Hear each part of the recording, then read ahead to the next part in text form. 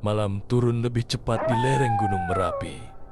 Kabut tebal menggantung seperti tirai gaib yang menelan suara dan cahaya. Di sebuah desa kecil yang hampir terlupakan waktu, tinggal seorang pria bernama Wira. Hidupnya tidak pernah benar-benar berpihak usaha bangkrut. Hutang menumpuk dan keluarganya mulai menjauh. Namun, yang paling menakutkan bukanlah kemiskinan, melainkan bisikan yang mulai ia dengar sejak 3 malam terakhir. Awalnya hanya samar, seperti angin yang tersangkut di sela bambu. Tapi malam ini, suara itu jelas. Datanglah ke atas, kami menunggumu. Wira terbangun dengan napas terengah. Keringat dingin membasahi punggungnya. Meski udara desa begitu dingin, ia menoleh ke jendela. Gunung Merapi berdiri gelap, diam, tapi terasa hidup, seolah-olah sedang mengawasi. Keesokan harinya, Wira menemui seorang lelaki tua yang dikenal warga sebagai orang pintar. Namanya Mbah Sastro. Rumahnya berada di ujung desa, tepat menghadap jalur lama menuju hutan terlarang. "Aku tahu kenapa kamu datang," kata Mbah Sastro sebelum Wira sempat bicara. Wira menelan ludah. "Saya mendengar sesuatu, Mbah." Setiap malam, Mbah Sastro hanya tersenyum tipis. "Bukan sesuatu itu, mereka." "Siapa?" Lelaki tua itu menatap ke arah Merapi. Lama, sunyi, penjaga gunung. Angin tiba-tiba berhembus kencang, membuat daun-daun kering beterbangan di halaman. Wira merasakan bulu kuduknya berdiri. "Mereka memilihmu," lanjut Mbah Sastro pelan. "Dan pilihan itu tidak pernah datang tanpa harga." Wira terdiam, tapi dalam hatinya ada sesuatu yang lebih kuat dari rasa takut. Keputusasaan. Kalau saya mengikuti mereka, apa yang akan terjadi? Mbah Sastro menghela napas panjang. "Kamu akan mendapatkan apa yang kamu inginkan, harta, kekuasaan." Tapi ia menatap tajam ke mata Wira. "Setiap malam, kamu harus memberi mereka sesuatu sebagai gantinya." "Apa maksudnya?" Mbah Sastro tidak langsung menjawab. Ia hanya menunjuk ke arah hutan di kaki gunung. "Datanglah saat tengah malam, sendirian. Jangan menoleh ke belakang. Apapun yang kamu dengar."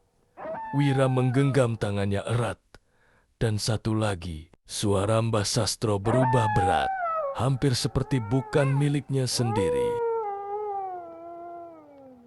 "Kalau kamu sudah melihat penarinya, jangan pernah mencoba kabur." Malam itu, tanpa memberitahu siapapun, Wira berjalan menuju hutan. Langkahnya berat, tapi tekadnya lebih kuat. Kabut semakin pekat seiring ia masuk lebih dalam.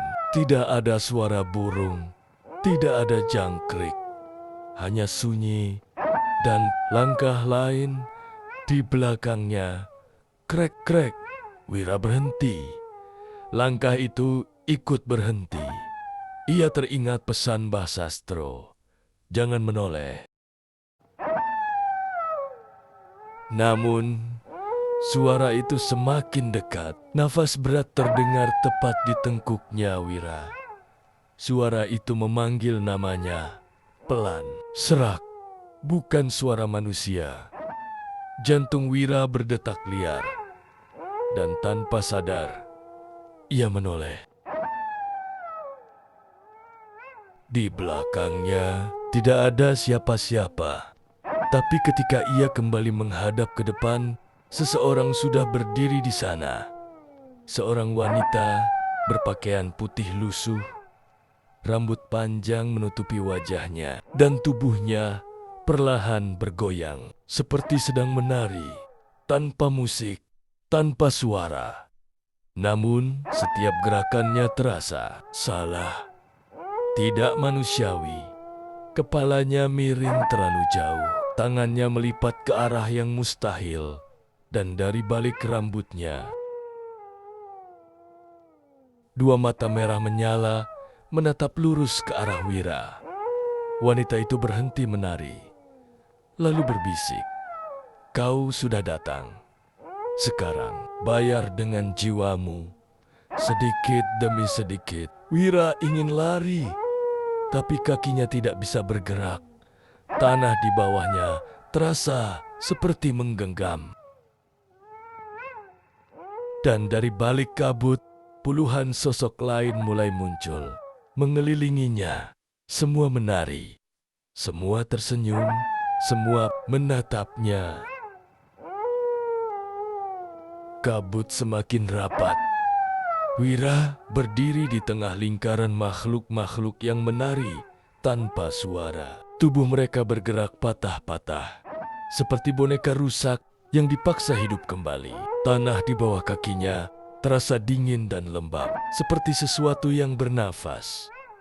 Wanita berpakaian putih itu melangkah maju.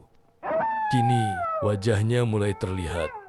Kulitnya pucat keabu-abuan, bibirnya pecah seperti tanah kering, dan matanya mata itu bukan sekadar merah, tapi seperti bara yang menyala dari dalam kegelapan. "Kau sudah melanggar," bisiknya pelan. "Kau menoleh." Wira gemetar. Aku tidak sengaja." Makhluk itu tersenyum. Senyuman yang terlalu lebar hingga hampir merobek wajahnya sendiri. "Tidak ada yang tidak sengaja." Di sini, tiba-tiba, semua sosok di sekeliling berhenti menari secara bersamaan. Sunyi. Lalu, suara keras dari bawah tanah. Wira tersentak. Tanah di kakinya bergetar. Retakan kecil mulai muncul, mengeluarkan asap tipis berbau belerang dari dalam tanah. Sesuatu bergerak. Perlahan, tangan-tangan hitam muncul ke permukaan, seperti mencoba keluar dari kuburan yang terlalu sempit.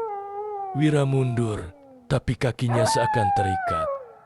Ini adalah harga pertama. Suara wanita itu menggema. Kini terdengar dari segala arah. Tangan-tangan itu mulai meraih pergelangan kaki Wira. Dingin, lengket, dan hidup. "Tidak, lepaskan aku!" Wira berteriak, meronta sekuat tenaga. Namun semakin ia melawan, semakin kuat cengkraman itu. Kemudian, dari balik kabut, muncul sosok yang berbeda dari yang lain. Lebih tinggi, lebih gelap. Tubuhnya diselimuti bayangan pekat, seolah cahaya pun takut menyentuhnya. Wajahnya tidak jelas, hanya sepasang mata kosong yang dalamnya seperti jurang tanpa dasar. Semua makhluk lain langsung berlutut. Wanita penari itu pun menunduk. "Penjaga," bisiknya. Jantung Wira seperti berhenti. Makhluk itu melangkah, mendekat. Setiap langkahnya membuat tanah bergetar pelan. Udara menjadi berat, sulit dihirup. Lalu, suara berat bukan terdengar di telinga, tapi langsung di dalam kepala Wira. "Kau mencari kekayaan." Wira tidak bisa menjawab. Mulutnya terkunci oleh ketakutan. "Kami bisa memberimu segalanya." Tangan-tangan di bawah tanah tiba-tiba berhenti bergerak. "Tapi setiap yang kau terima harus kau bayar." Wira akhirnya berbisik, hampir tak terdengar. "Apa yang harus kubayar?" Hening sejenak. Lalu makhluk itu mengangkat tangannya. Dalam sekejap, bayangan di sekitar mereka berubah. Wira melihat rumahnya, melihat keluarganya, ibunya yang sedang duduk lemah, adiknya yang tertidur. Wajah mereka tampak damai, terlalu damai. Setiap malam, bayangan itu mulai berubah. Wajah ibunya perlahan memucat. Matanya terbuka, tapi kosong. Kami akan mengambil sedikit dari mereka. Wira membelalak. Tidak, jangan mereka. Ambil saja aku. Makhluk itu mendekat, sangat dekat, hingga Wira bisa merasakan dingin yang menusuk sampai ke tulang. Jiwamu akan habis lebih cepat. Senyap, kami ingin penderitaan, bukan akhir yang cepat. Air mata Wira jatuh. Kalau aku menolak untuk pertama kalinya, makhluk itu tampak tersenyum. Langit tiba-tiba menjadi gelap pekat. Tanah terbuka lebih lebar. Dari dalamnya muncul lebih banyak tangan, wajah, dan jeritan tanpa suara. Kau tidak akan pernah keluar dari sini. Tubuh Wira ditarik ke bawah sedikit demi sedikit. Kegelapan mulai menelan kakinya. Pilihan itu bukan lagi pilihan. Dengan suara hancur, Wira berteriak, "Aku terima." Seketika semua berhenti. Tangan-tangan itu menghilang. Tanah kembali utuh, kabut, menipis. Makhluk penjaga itu mengangkat tangannya, lalu menyentuh dada Wira. Dingin menjalar cepat, seperti sesuatu masuk ke dalam tubuhnya. Perjanjian dimulai malam ini. Wanita penari itu kembali bergerak. Namun kali ini, ia mendekat ke telinga Wira dan berbisik, "Besok pagi, kau akan menemukan apa yang kau inginkan." Ia berhenti sejenak, lalu tertawa kecil. Tapi malam berikutnya, kami datang menagih. Wira terjatuh di tanah. Semua makhluk menghilang. Hutan kembali sunyi, seolah tidak pernah terjadi apa-apa. Namun di dadanya muncul tanda hitam, berdenyut pelan, seperti jantung kedua. Keesokan paginya, Wira terbangun di rumahnya dengan napas terengah, dan di samping tempat tidurnya sebuah karung besar berisi uang sangat banyak. Dari ruang tengah terdengar suara ibunya memanggil, namun suaranya berbeda, lemah, kosong, dan dingin. Pagi itu terasa salah. Wira masih duduk terpaku di samping karung uang yang terbuka. Tumpukan uang di dalamnya nyata bukan mimpi. Bau kertas dan debu memenuhi hidungnya, membuat kepalanya sedikit pusing. Namun suara dari ruang tengah lebih mengganggu daripada apapun. "Wira, sini nak, itu suara ibunya, tapi tidak hangat, tidak seperti biasanya."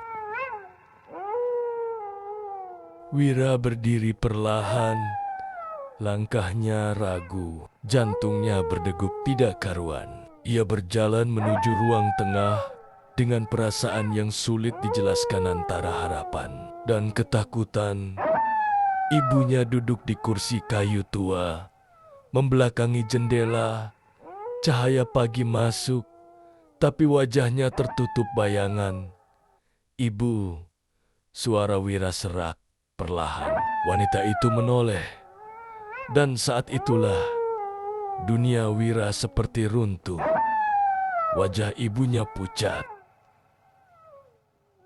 bukan pucat karena sakit, tapi seperti kehilangan sesuatu.